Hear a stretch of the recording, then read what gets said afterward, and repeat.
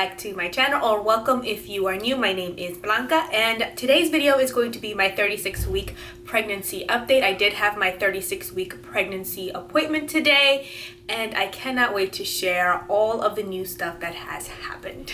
Currently, I am 36 weeks and 6 days. Tomorrow I turn 37 weeks and that is just mind-blowing to me, just because I feel that I announced my pregnancy not too long ago on YouTube and here we are almost at 37 weeks and close to meeting our son. I am super excited. The baby right now I think is measuring anywhere from like 18 inches to like 18 inches and a quarter. And the baby is somewhere around the 5 to 6 pound mark. And as of tomorrow, I only have maybe about 2 to 3 weeks left before my due date. So that is mind-blowing. It's so crazy to even think that in 2 to 3 weeks I'm going to be a mom of 2 kids. As I mentioned earlier, I did have my 36-week pregnancy appointment today and I did get to see a new doctor. They're doing this so that we don't get accustomed or attached to just one specific physician. That way, once labor and delivery comes and it's a completely different doctor, we're not shocked and we have probably seen at least once one of the physicians that will be on rotation. So I really do like that. We did go over what happened in the previous appointment where I discussed the possibilities of me having a VBac and being a good candidate for having a VBac. So we went a little bit over that. And then I also had the group B testing, I think that's what it's called. It's gonna be TMI, you guys, but basically it's a swabbing of the vagina and rectum, making sure that I don't have said bacteria growing in either area, so that once I go into labor and delivery, I don't transmit it to the baby. So had that done. It's not uncomfortable as you think it is because it's done at the same time. So if you're worried that it's going to be painful, it really isn't. I did mention the plethora of symptoms that have either flared up or have just started since my 32-week appointment. As I mentioned in my last update, I did say that my carpal tunnel has come back to my right hand. It has become super uncomfortable to the point where my hand falls asleep if I just hold it out like this, or if I'm laying down in bed and I have my hand extended, it will fall asleep. I can literally feel it coming on right now. And when these 3 fingers are asleep and I attempt to make a fist, it is really hard for me to do so. And when I do, the 4th finger and then the pinky finger, they're in pain. I can't really do much with this hand, so I do wear the medical brace. There's not much that doctors can do. The only way to alleviate that is just giving birth. So I do try to wear the brace as much as possible throughout the day, as well as when I sleep. I've also mentioned on my IG stories that I've been getting a lot of lightning crotch. I've also been experiencing a lot of lower back pain that has kind of morphed into more of cramps. And when that happens, that's usually Braxton Hicks, and they were confirmed as of today because I brought that up to the doctor and just mentioning that I do feel a lot of lower back pain that radiates from the back to the front. He was just saying it's Braxton Hicks, your body is getting closer to giving birth, so it is practicing the contractions that you're going to ultimately start feeling soon. So I explained that. I also explained to him that when I get up, my feet start to hurt. I feel like pins and needles are just hitting my feet anytime I sit for a long period of time, or if I'm getting on and off the bed, my feet will just hurt. And it usually that happens when your feet swell up, but my feet in this pregnancy have not swelled up at all. So again, it's just some of these symptoms just come up during pregnancy, as well as the sciatica pain that I'm feeling on my left buttocks. All of these symptoms that I'm currently feeling right now will just go away, like I said, once I'm no longer pregnant. So I just have to bear it for another couple of weeks, and hopefully I won't have to deal with them, later on during postpartum. The doctor did want to gauge where my headspace was at in regards to either having a failed TOLAC/VBac and then having to have a repeat C-section, and if I were to go over 40 weeks. Although I told him that having a C-section is not the most ideal situation due to the circumstances that I am in, I would not be opposed to having one if we were to be in some sort of, emergency, or there was some sort of a medical concern for the baby and I would just not be opposed to it. I would be totally fine and okay with having a C-section.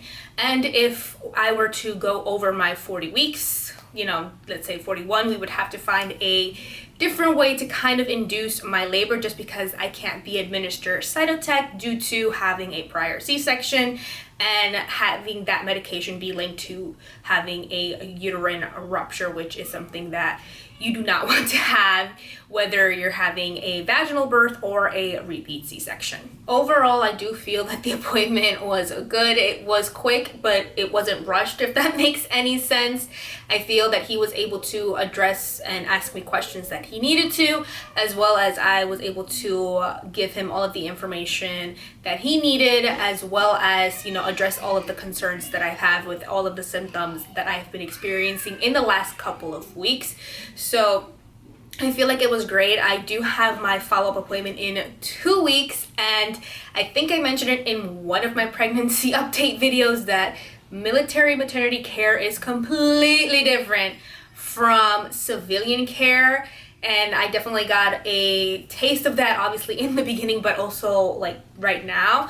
I know in civilian care, once you hit, I think like 34 or 32 weeks, somewhere around there, you start going every 2 weeks.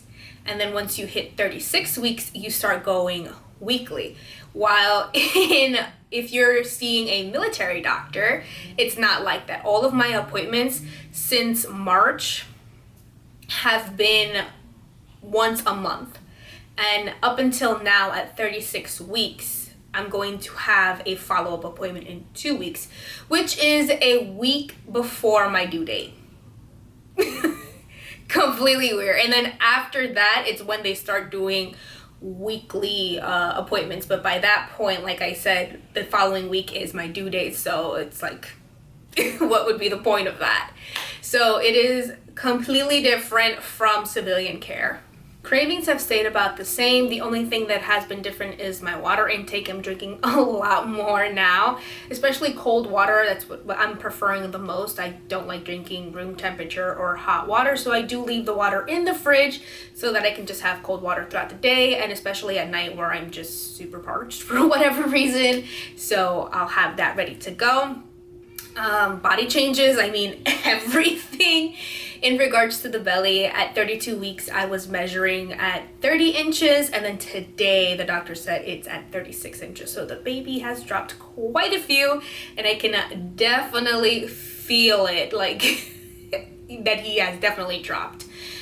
He also did check if the baby was head down, and thankfully that he is, so he is ready to go. He's just, I guess, waiting for the perfect time to grace us with his presence. And then the biggest update here, aside from everything else, is the fact that I actually have this room, toddler/nursery room, ready to go. I love how this room turned out. It is both a nursery and a toddler room, so it does have two different themes going on within the same space, and my biggest fear was that it was going to clash, but honestly it turned out so beautiful in here, and I cannot wait to show you guys. I did finish filming a clean, decorate, and organize with me nursery video, so that will be coming up before this video. But I will hopefully be able to film a nursery/toddler room tour as well, so that you guys can see the entire space as a whole. The only two spaces that have sort of stayed the same would be where the inflatable bed is right now, which is way over here that you guys can't see it. And that is because my sister is here helping me out the last couple of weeks, especially leading up to when I go into labor. So the inflatable bed will be staying here, and then the bottom portion of the closet where I do have my hospital bag as well as the baby's bag, I will hopefully also be filming a video on that, and her luggage is in there as well. So without her help, honestly, I don't think I would have been able to finish this room, let alone even started. She has been a tremendous help, and whew, I can't thank her enough. Lastly, I do want to mention the big elephant in the room, and that is the dresser that is right behind me. I purchased it from Target, but it is from the brand Delta Children. Actually, all of the furniture pieces in this room is from Delta Children. I was on the hunt for a dresser that either looked similar to the crib or matched Riley's toddler bed, so I just so happened to find this one, and it matches Riley's toddler bed perfectly, so we went with it. It is a 3 dresser, and I actually purchased it, this past Sunday, and got it on Tuesday. And that's the first time I've ever built anything with my bare hand, you guys. It took me 5 hours to build this, but that's just because I'm a novice and I've never built anything in my entire life. So I figure that if you're somebody that's more experienced, it'll probably take you an hour and a half at the most. I love how it turned out, and everything is nice and organized. The bottom drawer is free, so there's space for anything else, whether it be more of Riley's clothes or anything more for the baby. And I love how I have decorated up there up at the top. So like I said, I really love how everything turned out. One last thing I did want to share with you is this giraffe rattle right here. Hopefully you guys can hear the rattling in there. But I got it from TJ Maxx for $4.99, which is super inexpensive. They have other rattle toys there and other stuffed animals like an elephant, a ballerina, and they also come in different colors. So if you guys are on the hunt for a stuffed animal, then check out TJ Maxx. I think this is like the perfect touch for the nursery. So I just wanted to share it with you. And that is all for today's video. I hope that you did enjoy it. If you did, give it a thumbs up. If you're not subscribed, please consider subscribing and joining our little family. And as always, thank you guys so much for watching, and I will see you guys in our next video. Bye.